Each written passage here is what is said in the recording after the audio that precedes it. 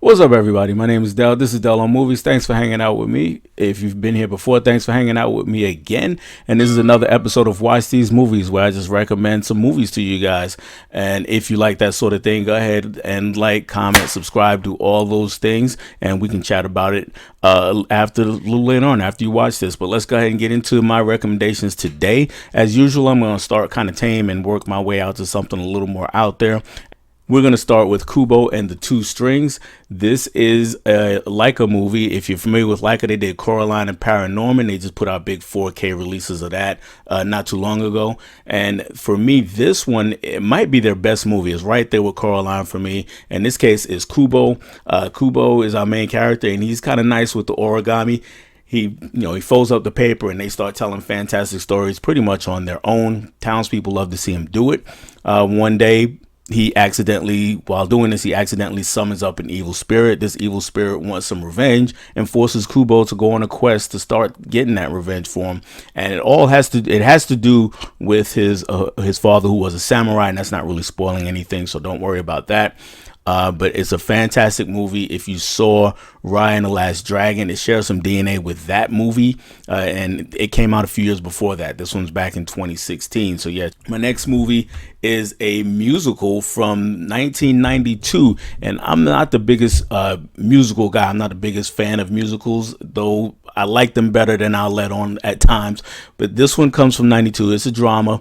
It's all about a school in South Africa, an all-black school in South Africa during apartheid. And I know that's kind of relevant now because of what's going on in South Africa right now, if you're familiar with the news. But back then it was really relevant because apartheid was still happening.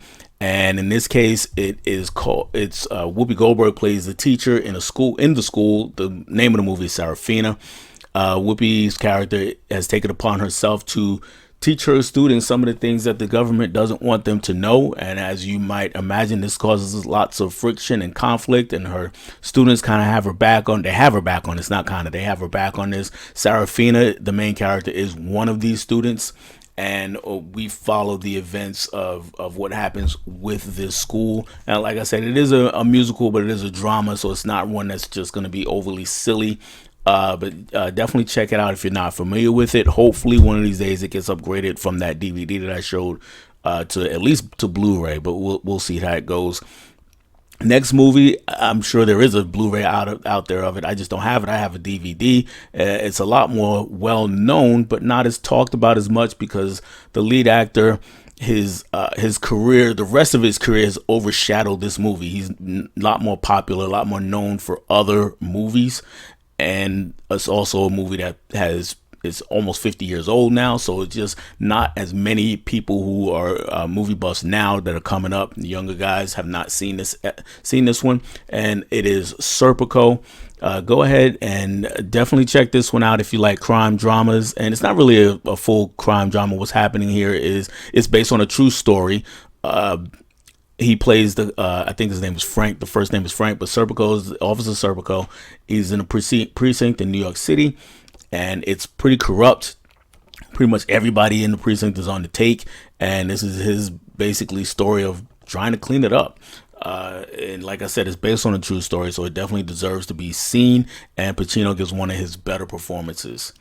The next movie is a guy who has been typecast over the last decade and a half or so, and this is a movie that came right in the middle of the glut of action movies that he's been doing, and the actor is Liam Neeson, and the movie is A Walk Among the Tombstones. So it is a thriller actiony type movie, but for me it's a cut above most of the other ones that he's done. He plays a private eye, and one day a heroin dealer hires him. Basically, he takes the job reluctantly, and the job is to find out who killed the heroin dealer's wife, who murdered her. And of course, that means a tangled web starts to get unraveled, and things just progress from there. And like I said, I really like this movie. It's, for me, there's all these Liam Neeson action flicks out there. For me, this is one of the best ones. So that is A Walk Among the Tombstones. And finally, guys, I'm going to finish it off with a movie that is, like I said, a little out there. I said it at the beginning. I'm going to end with a little bit out there. And I only say that because it's kind of gory. And it is technically a horror flick, but it's really more of a horror comedy, heavy on the comedy. And that movie is Tucker and Dale versus Evil. If you are familiar at all with the Friday the 13th movies or the Texas Chainsaw Massacre movies, those are the things that this movie spoofs.